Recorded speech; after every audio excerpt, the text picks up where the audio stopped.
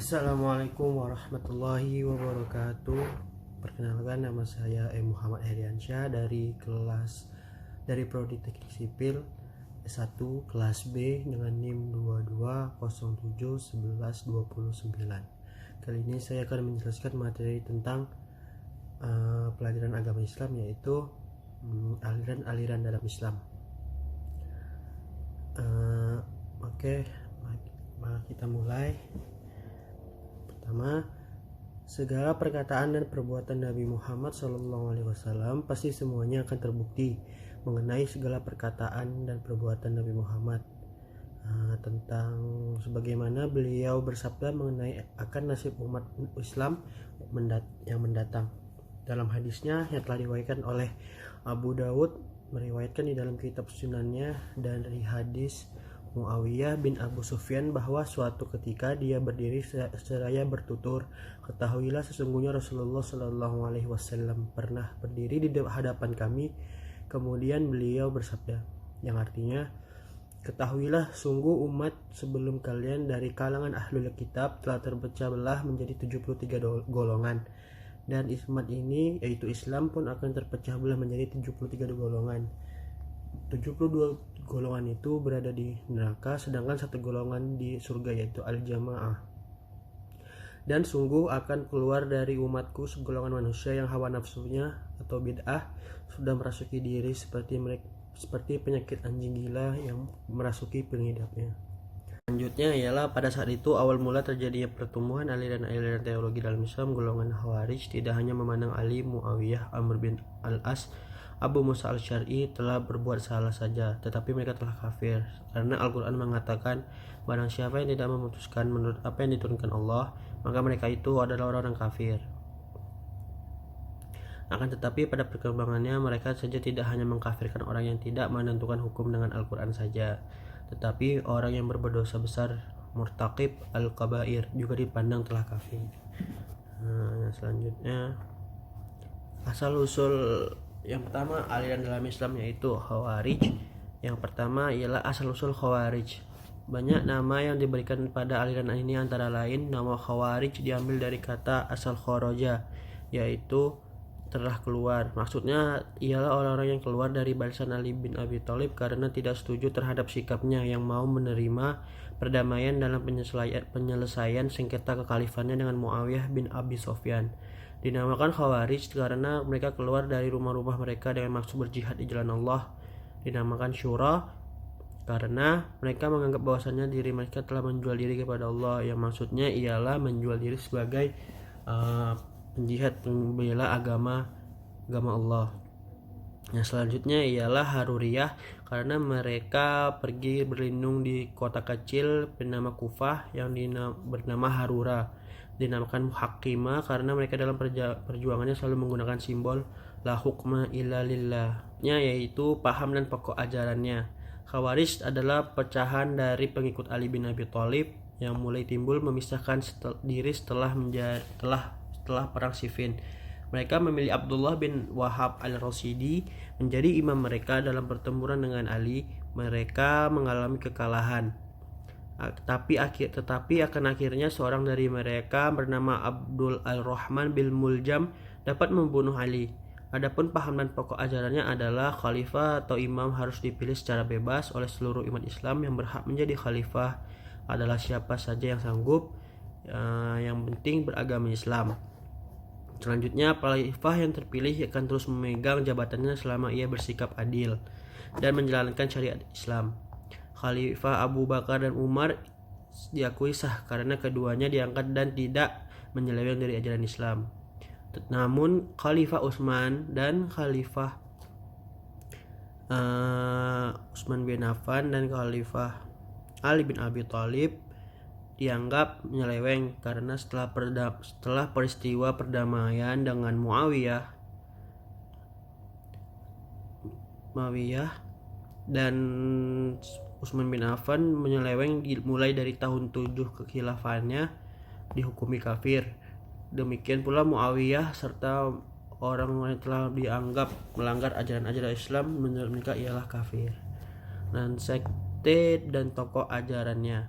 Khawarij terpecah menjadi beberapa aliran kecil, yaitu Al-Azariqah yang dipimpin oleh Nafi bin Al-Azraq.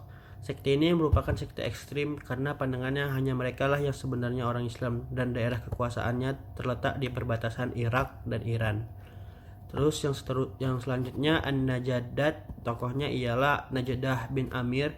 Sekte ini memiliki ajaran yaitu orang yang salah setelah melakukan ijtihad dimaafkan. Agama itu meliputi dua hal, yaitu diketahui Allah dan Rasulnya.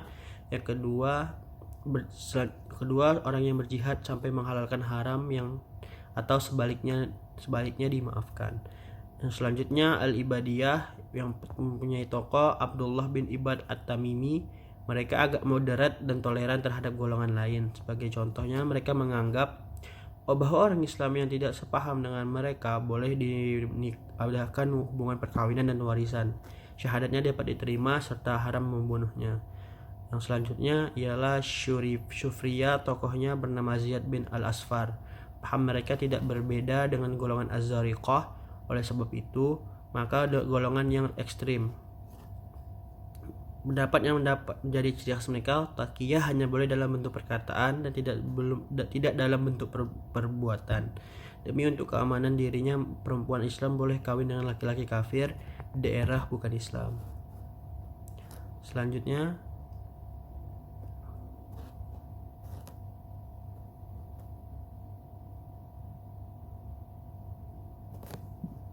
yaitu aliran Murji'ah.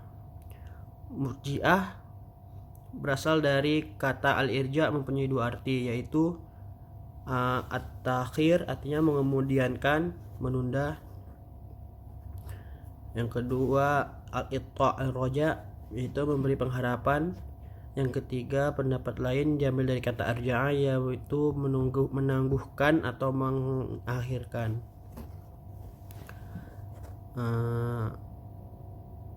Pokok dan ajarannya ialah setelah menjadi perdamaian antara Ali dan Muawiyah, muncul golongan yang tidak mau campur tangan terhadap persoalan tersebut. Mereka yang disebut aliran Murji'ah. Dan setelah menjadi aliran politik, mulai membicarakan persoalan-persoalan ketuhanan. Pembahasan yang terpenting adalah mengenai perbatasan iman, kufur, dan mukmin.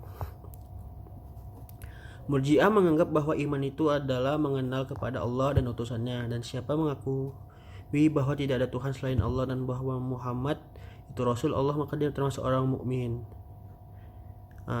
Barang siapa percaya kepada Tuhan dan utusannya tapi ia meninggalkan kewajiban agama dan menjalankan dosa besar, menurut mereka orang semacam ini tetap mukmin, tapi menurut Khawarij adalah kafir. Dan sekte dan ajarannya ialah itu Yunusiyah. Tokohnya ialah Yunus bin Aun An-Namiri yang berpendapat bahwa iman ialah mengetahui Allah, tunduk, patuh, dan meninggalkan sifat-sifat kesombongan dan cinta dalam Islam. Barang siapa yang melakukan maksiat tidak merusak iman seseorang. Yaitu selanjutnya As-Sahiliyah, tokohnya ialah Abu Hasan As-Sahili. Pendapatnya bahwa iman ialah mengetahui Tuhan dan kufur ialah tidak mengetahui Tuhan. Yang disebut ibadah hanyalah iman. Terus Al-Ubadiyah, tokohnya ialah Ubad Al-Maqtab. Pendapatnya selain syirik diampuni jika seorang mati dalam Islam, dosa-dosa dan perbuatan jahat yang dikerjakan tidak akan merugikan bagi yang bersangkutan. Selanjutnya Al-Ghasaniyah, tokohnya ialah Ghasan Al-Kufi. Berpendapat bahwa amal tidak sepenting iman, mengakibatkan pada pengertian bahwa hanya imanlah yang penting dan yang menentukan mukmin dan tidak seorang As-Saubaniyah, tidak seseorang. As-Saubaniyah, tokohnya ialah Abu Syauban Al-Murji. Pendapatnya bahwa iman adalah mengetahui Allah dan Rasulnya. Yang masuk akal boleh diperbuat dan yang tidak masuk akal tidak ditinggalkan karena bukan dari iman. Nah, selanjutnya At-Tumaniyah, yaitu tokohnya Abu Mu'az At-Tumani, berpendapat bahwa iman membenarkan dengan hati dan lidah, dan kafir ia tidak tahu kepada Tuhan. Selanjutnya ialah aliran Syiah. Asal usul Syiah dan Ahlul Bait. Kata Syiah merupakan menurut Ibnu Khaldun berarti as-sahbu wal ittiba'u, yang artinya pengikut atau partai. Ialah istilah Syiah adalah suatu golongan umat Islam yang memberikan kedudukan istimewa pada keturunan Nabi Muhammad. Jadi Syiah ini memberikan kedudukan kehormatan bagi para keturunan Nabi, dan menempatkan Ali bin Abi Thalib serta Ahlul Bait pada derajat yang lebih utama daripada sahabat Nabi yang lain. Mereka mencintai Ali dan keturunannya dengan sepenuh hati dan disertai sikap dan tindakan yang nyata. Jadi Syiah ini lebih mengutamakan keturunan-keturunannya Rasul, yaitu Ahlul Bait, dibandingkan dengan sahabat-sahabat Nabi pada masa itu. Paham dan pokok ajarannya ialah, adapun pokok-pokoknya sebagai berikut: yang menuntut agar hak untuk menjabat khalifah baik dalam urusan keagamaan ataupun urusan kenegaraan harus menjadi hak waris bagi keluarga Nabi, yaitu Ali bin Abi Thalib dan anak cucunya.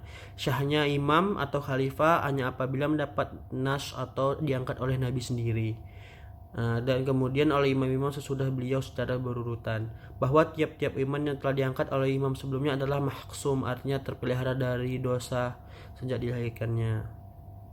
Nah, jadi paham pokok ajarannya yaitu ialah mereka menuntut hak untuk menjabat khalifah yang ialah harus warisan dari keluarga Nabi, Ali bin Abi Thalib dan anak cucu-cucunya. Dan bahwa tiap-tiap imam yang telah diangkat oleh imam sebelumnya itu adalah maksum, yang artinya terhindar dari dosa sejak ia lahir. Dan sekte tokoh ajarannya ialah sebagai berikut: Al-Imamiyah atau Al-Isna Asyariyah atau Rafidah. Pokok ajarannya ialah bahwa Ali bin Abi Thalib satu-satunya khalifah yang sah sesudah Nabi Muhammad SAW. Mereka mengajarkan semuanya 12 iman dan yang berurutan satu sama lain dari keturunan Ali dan dengan Fatimah. Mereka mengajarkan adanya kemaksuman, kemahdian, dan datangnya imam yang terakhir dan imam yang terakhir dan taqiyah. Yang kedua, Zaidiyah. Tokohnya ialah Zaid bin Ali.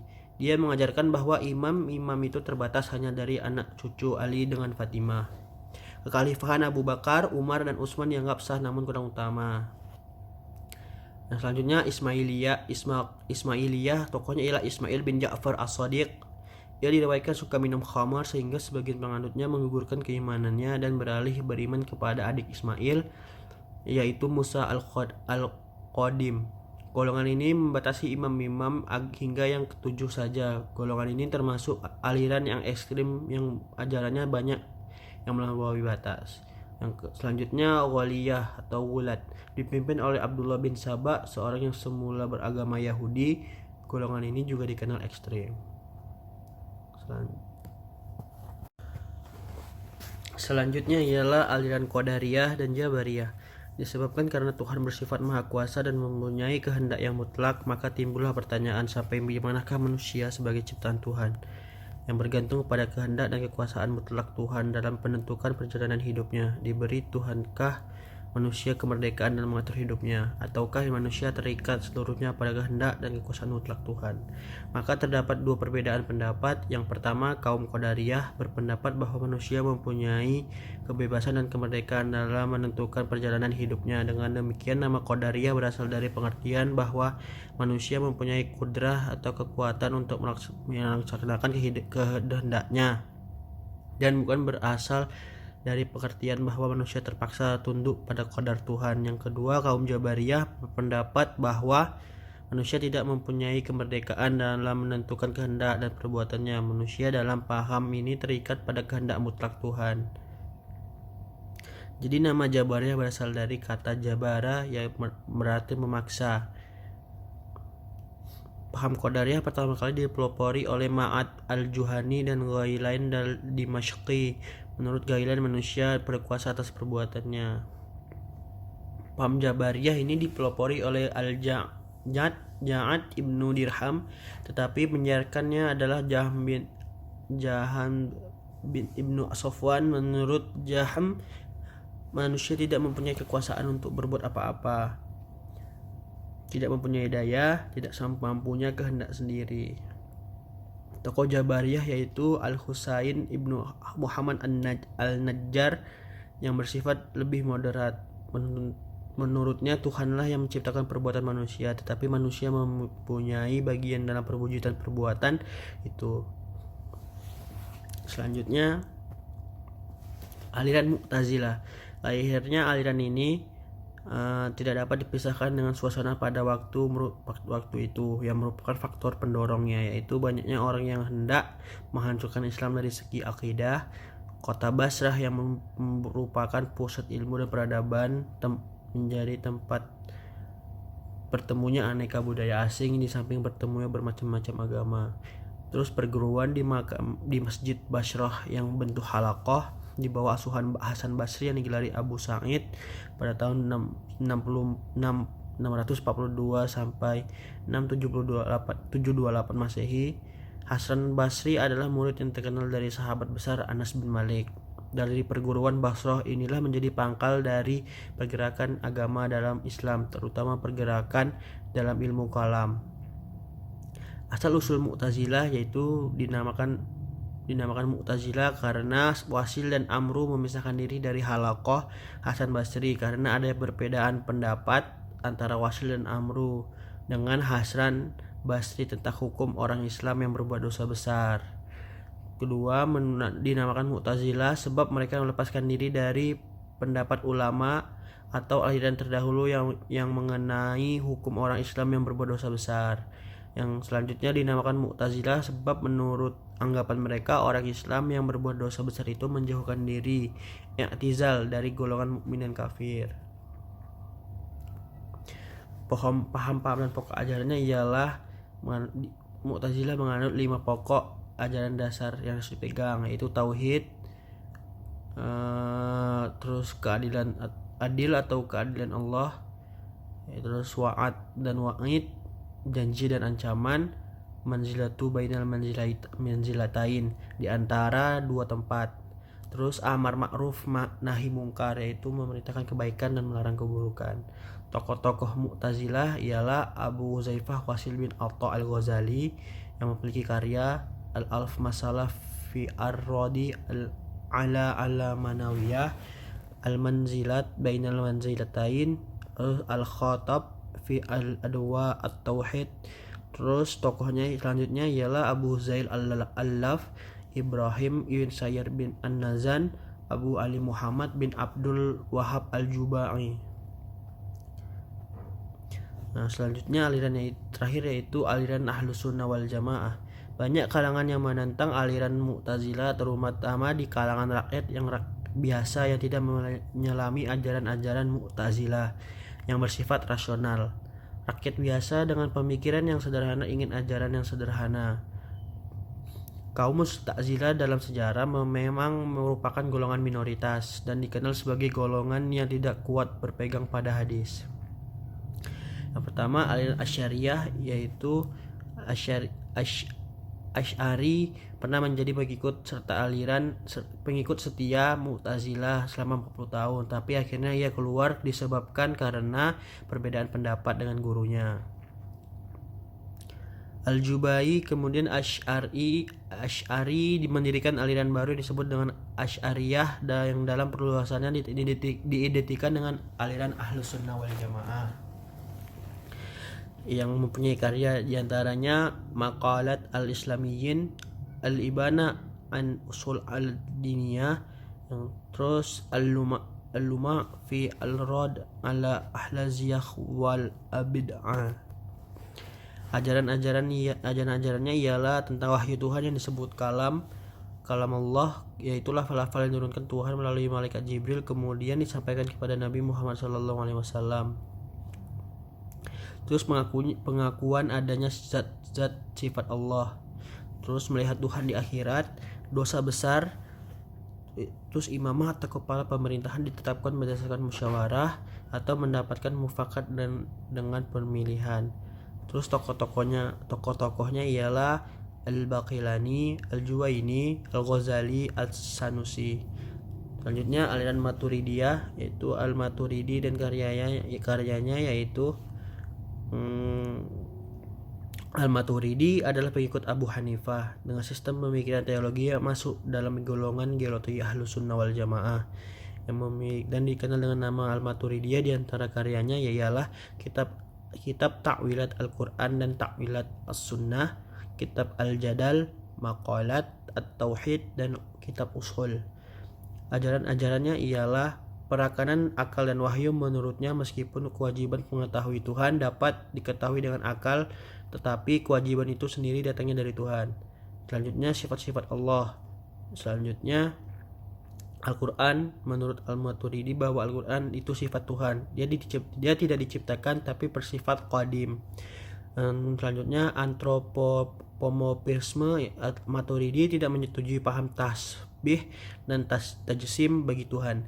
Adapun kata-kata tangan, wajah, mata yang diidhofahkan pada Tuhan dalam Al-Quran harus ditakwilkan. Melihat Tuhan di akhirat. Maturidi bersependapat dengan paham Asy'ari bahwa Tuhan akan dapat dilihat oleh manusia di akhirat. Selanjutnya, kekuasaan dan kehendak Tuhan. Terus keadilan Tuhan menurut Maturidi. Terus janji dan ancaman atau kewajiban Tuhan. Selanjutnya yang terakhir ialah beban di luar kemampuan manusia. Al-Maturidi berpendapat bahwa Tuhan tidak membebani manusia dengan kewajiban-kewajiban yang tak terpikul. Tokoh-tokohnya ialah salah satu tokoh yang penting yaitu Al-Bazdawi. Ia berhasil mengarang beberapa kitab penting yaitu Ushul Al-Din, Al-Waqi'at, dan Al-Masbuh. Salah satu Masbuh. Sekian dari saya. Ini mungkin saya memiliki daftar pustaka dan sumbernya. Sekian, terima kasih. Wassalamualaikum warahmatullahi wabarakatuh.